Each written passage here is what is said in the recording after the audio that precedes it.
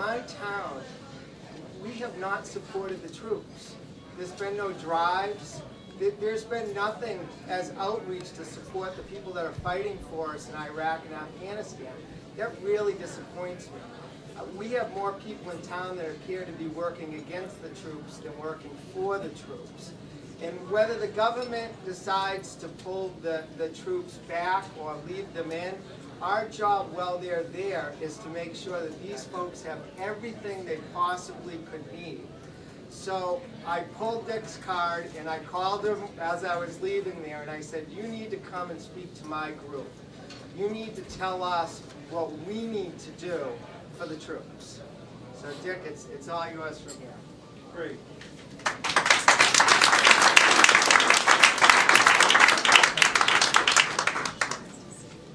Thank you very much. I didn't realize there were that many Republicans in Massachusetts. And it is good. We have to tout ourselves as a non-political organization, mainly because people really want to know what your views are. A little bit about Operation Troop Support. I served 23 years in the United States Air Force, through Desert Storm, through Vietnam, and then I retired. I have 2 children on active duty today, both married to military members, spouses. And in 2003, I got a call one night, after I had retired for 10 years, I got a call one night from my daughter, who was a combat medic over in Iraq, and she said, Daddy, you've got to send some things over here because the guys that are recuperating and recovering from in the combat support hospitals just don't have anything to keep their mind off the pain. And so after my wife stopped crying, we said, okay, we went up and down the street. We got the normal things that everybody really contributed early on in the war. You know, the crossword puzzle books and little electronic battery-operated games, things like that. But the thing is, then my son went over, who was a security police, and he said that there were guys over there that had been there for about 8 or 9 months and had not even received a card from home. And they were really having a problem. So we started to increase the effort a little bit. This was March of 2003. And from that small little beginning, volunteers have come to us and everything. We are now doing 150 care packages every single Friday night, sending them out. Postage is about $1,000 a week. Donations cover it. You never would believe it.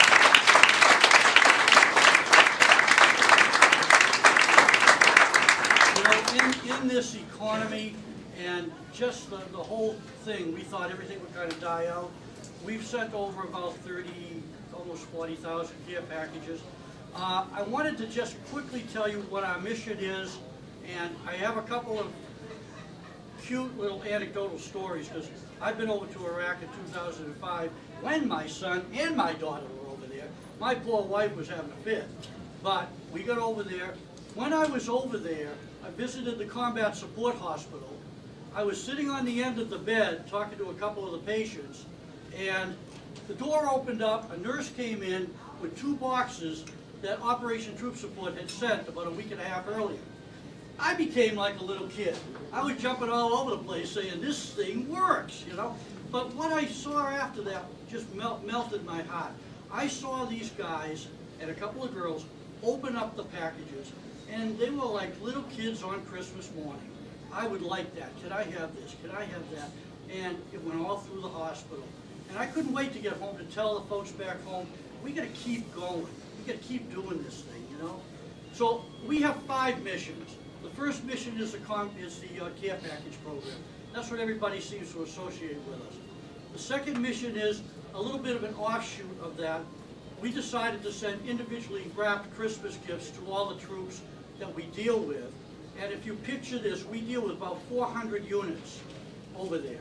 And they're Army, Navy, Air Force, Marine, Guard, it doesn't make any difference. And we send them to a particular person by name. He takes what he wants and distributes the rest to his unit.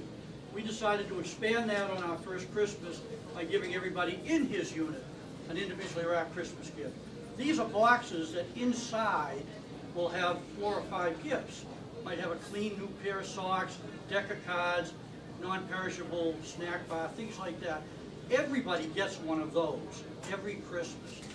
This past Christmas, we sent 27,000 individually wrapped Christmas gifts to the Middle East. And when you figure you got 140,000 troops, we're making a pretty good dent from this neck of the woods.